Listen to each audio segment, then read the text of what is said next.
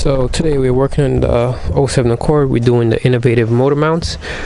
We have the passenger side done. We're going to do the front and the rear today. It's going to be a little windy, so I'll try to make the audio as best as possible, but it's very windy today. The first process is to start with taking out this reservoir tank, then move on to the fans to give me enough room so we can pull everything up for the front.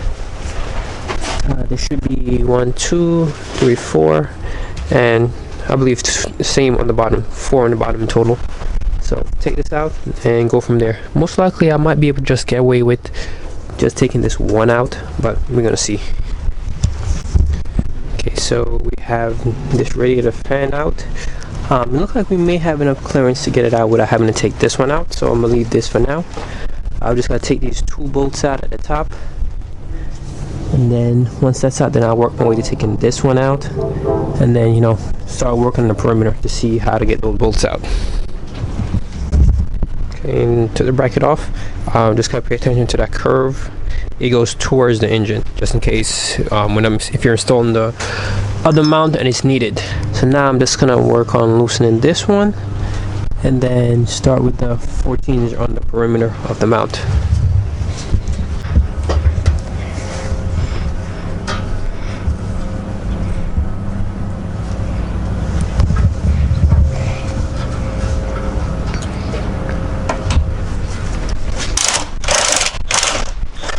So all 4 bolts that are holding the mount to the subframe are removed.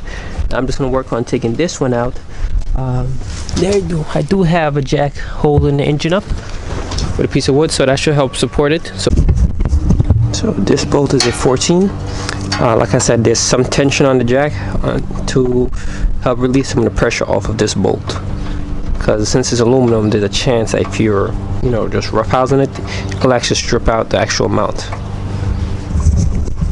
What I did is I loosened these 2 bolts so you have a little bit of extra wiggle room, and just jacked up the motor underneath the bottom, and I'm able to slide this out. If I recall, there should be a little vacuum hose on the bottom of this. Yep, there it is.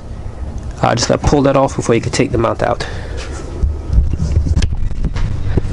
Okay, so I'm sliding this out now.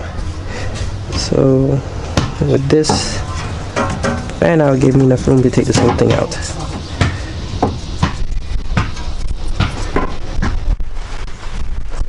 Finagle it out.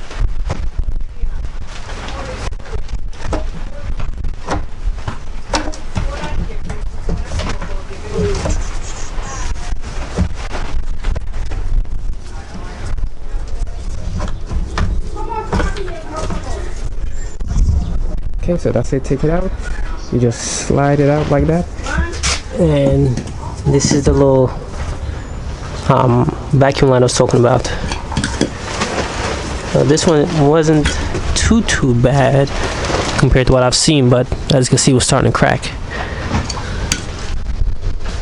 This is the cover. This goes on it like that. Just in case I want to throw it back on eventually. At least I got everything. So now that that's done, those are the 4 bolts, and now I just gotta match up the innovative kit, see which one goes where. As you can see, there's 2 different styles. Now, so this is a used kit. I painted this one, and this one was fairly decent, but ain't nobody gonna see it, so I'm fine. So this is the older kit. I put the flat plate in the front, and the one that has this little indentation in the back. So hopefully that's the right orientation. If not, I'm gonna have to redo this again. But for right now, I'm just gonna bolt those in, get it snug, and then I'm gonna start in the back, because obviously the back's a little bit more complicated.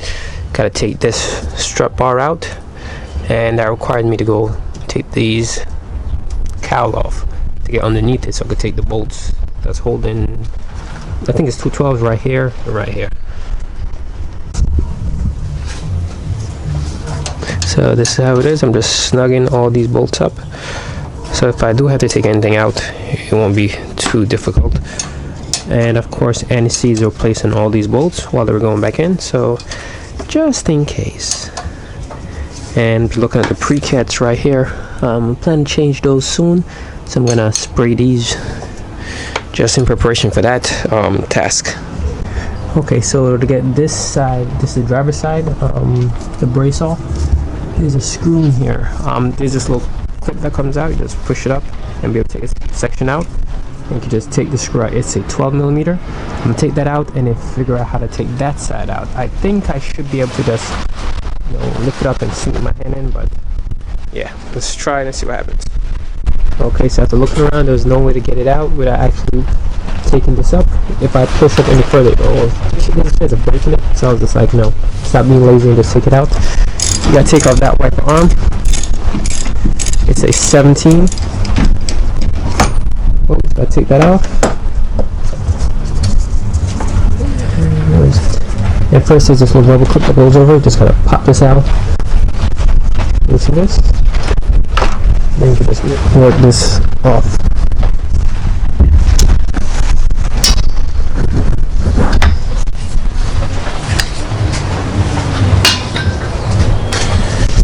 So now that that's up, should be able to just lift it up and massage it out of the way. Those bolts holding the strut bar out of the way is 4 of them in total. You just move on to these 12 right here on the outside, and then once you get these 4 out, then you should be able to lift the whole thing up and turn the other side out. Also, you have to disconnect everything that's connected to the strut bar, which will be the fuse box, which is 10. That's the cruise control box that has to be disconnected from the strut tower.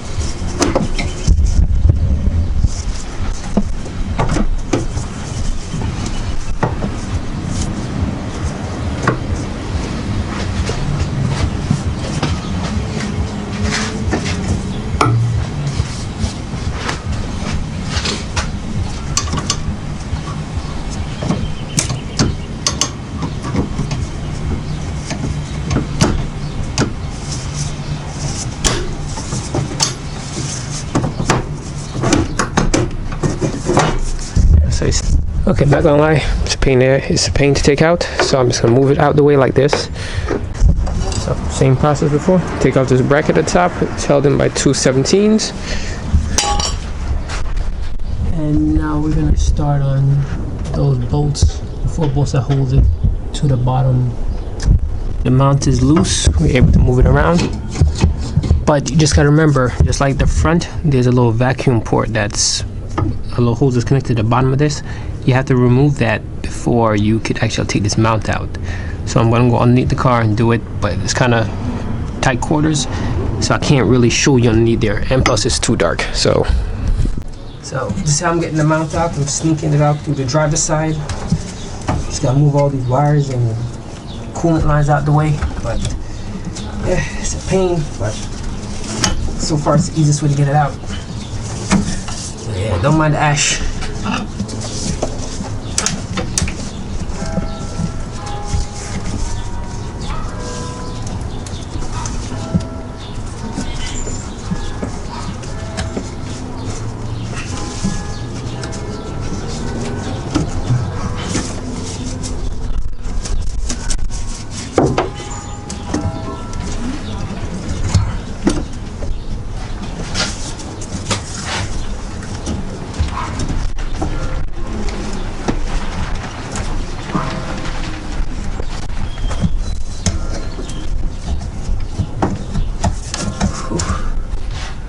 It's almost there.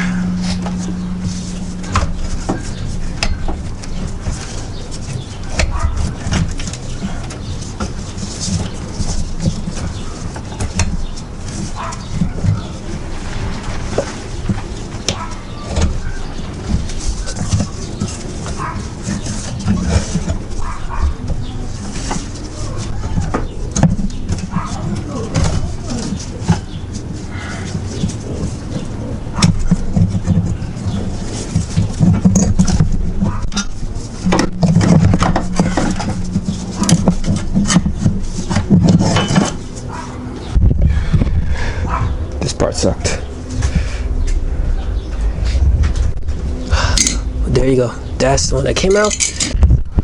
Okay, so took out the front one again, and the black one is what goes in the front. Would not fit in the back, so this is one we're gonna put in the front, and then once everything's all installed, I'll show you the final product. Okay, so everything's together, everything's tightened up. That's the front. We used the bracket that had a little indentation. This is the old style, so if you buy a brand new one, it'll be labeled front or rear. These were not, so I had to figure it out. And I'm not sure if you can see back there, but everything's in place. Like I said, I'm going to be doing the pre-cats, so I did not tighten back up the 4 bolts that's inside here. I did not tighten those up because I'm going to be doing the pre-cat eventually. So this should make it a little bit easier.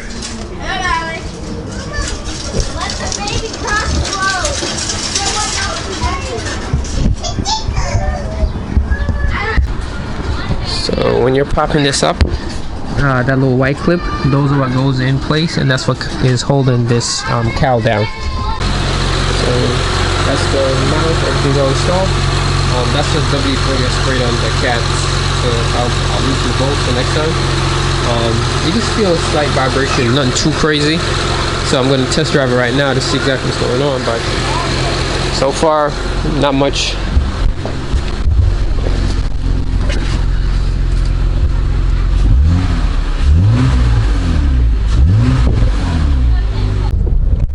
Okay, so the mounts are in, taking for the first test drive. You could definitely feel it. You could definitely feel the vibration compared to stock. It's not crazy. We got I think I got the 70 or the step up from the 62s. You can hear that? Normally with the stock it didn't really do that, but you could definitely feel the vibration now. So yeah, as long as you guys understand that it's not going to be as smooth as OEM, but it's not crazy. So drive for a few more days and see how I feel about it. I live inside my own world of make-believe.